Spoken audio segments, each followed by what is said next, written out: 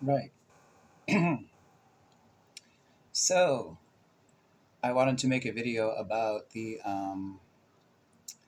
campaign launch of Dr. Cornel West. I am a fan of his, generally speaking. I think he could be potentially very presidential. Um, he seems to be a great activist, and I don't know if any news outlets covered this, but actually both Dr. Cornel West and Marianne Williamson received an award from the Peace Department, and it's like a P. E. Like it's an acronym for something. But and I don't know how big that organization is, but I kind of thought it was big enough news that it should have been covered by local news or something. And they did release the speech of Dr. Cornel West on YouTube, but not Marianne Williamson. Although they did mention that she was there and that she spoke. Anyway, now I'm going to go on a tirade about this is nothing personal against Dr. Cornel West, but um, I'm going to use him as an example, but also I'm going to reference a couple of other campaigns. When you're running in a party called the People's Party, I think it behooves you to go to the people, not launch from an armchair into the Ethernet your campaign. This is not the worst example of this that I've seen because Brittany Jones did it on TikTok and Ron DeSantis did it on Twitter. No visual, no face, just his voice, and then the sound cut out. So, presidential candidates. Oh, and Michael Soetart, buzz off with your campaign.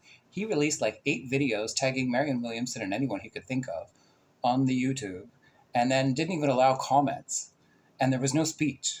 It was just like his kind of processed advert for himself.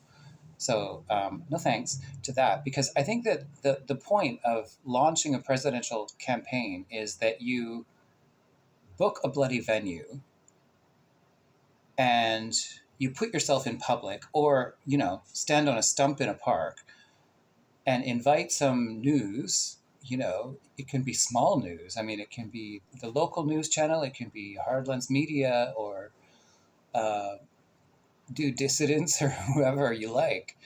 But you have some cameras there. And then, most importantly, you risk the tomatoes and the eggs.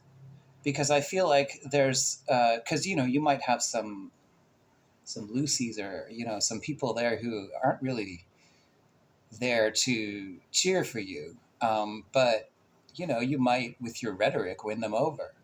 And especially in the personage of someone like Dr. Cornel West, who I regard as a sort of druid.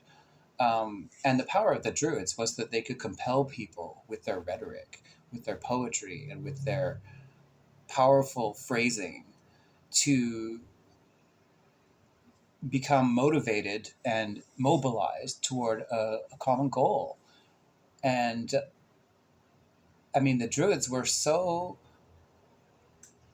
they put so much stock in the power of their voices that they didn't like to write things down because they didn't believe in secondhand knowledge, wisdom being committed to the page was a little bit like how I perhaps view the idea of launching a campaign on Twitter. Now, I'm all for using these things. Like, I think that it's wonderful if people do interviews in Twitter space and on TikTok, and it's all communications technology. But I feel like there's a ritualistic importance, something sacred about launching a campaign to make a bid for being the leader of a nation. And I feel like that is a sort of sacred duty, which requires you to face your people, face some of your people, at least a sampling of your people, and maybe some of the people who, might be a little bit adversarial or disagree with you. and look them in the face and tell them what your plans are. Um, so I'm apart from the fact that, and I don't really have any opinion about the People's Party because I don't really know anything about it. I gather there's some scandals and some stuff that's been gone on in their history, and the Green Party is reputedly better. Um, but I I don't I'm not impressed with this bid in terms of the optics of it and the way it's been launched. Um, and I mean, RFK Jr., whose name I finally know, um, launched his campaign and spoke for 2 hours. And with that voice, like, I don't know if it's painful for him to talk, but I'm sure it's not easy. And a 2 hour speech is impressive. You know, that's a commitment.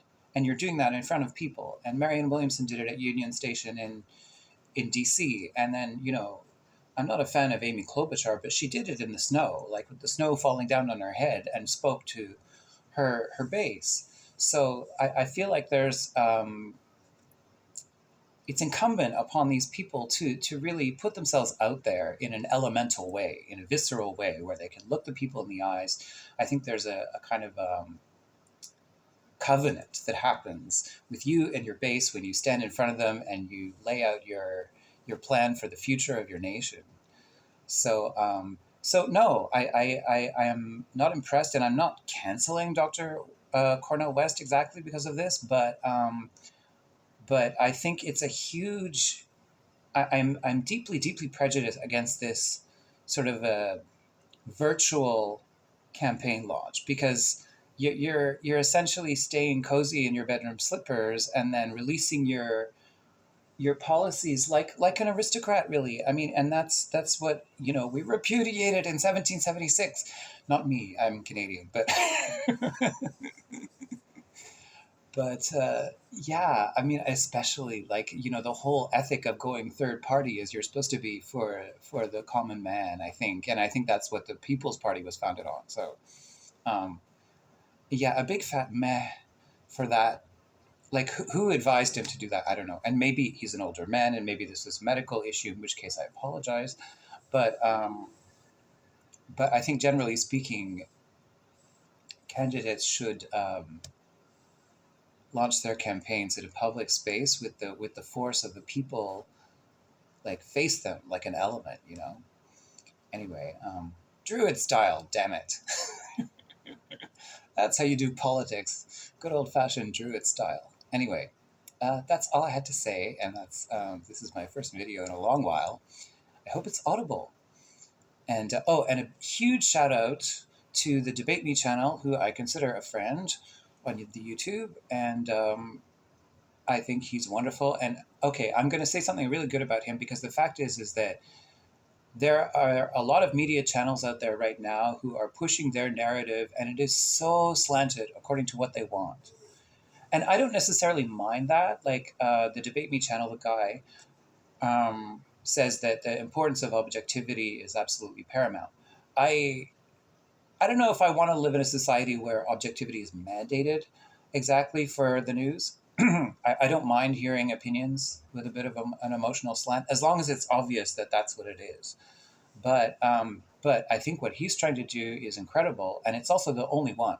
Like, this is the only channel where I see someone making this kind of Herculean effort to be as objective as possible, and it's almost meditative and zen the way he does it. So I'm going to link his channel in the description, and I recommend anyone who is interested in a neutral and, well, I mean, not exactly neutral, because I think he's left leaning, but I think a very fair assessment of all the political ideologies, and a dissection of all the events that are going on, and